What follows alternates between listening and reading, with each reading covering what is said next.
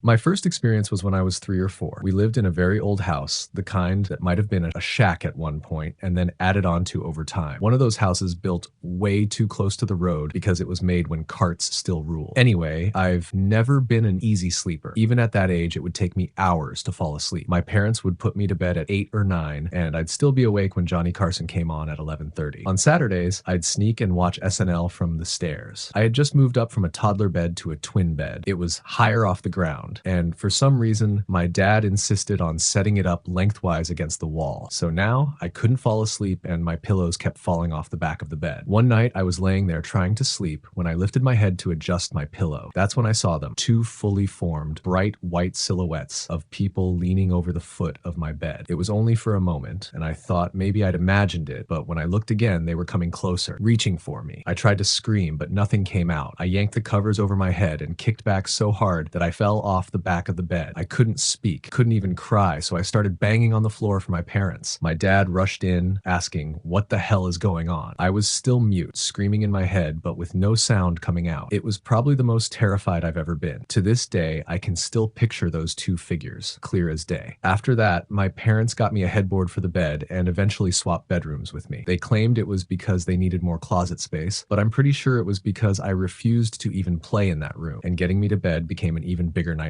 Oh, and the bed? It had belonged to my great-grandfather. He probably died in it too. It was the 70s and we were poor.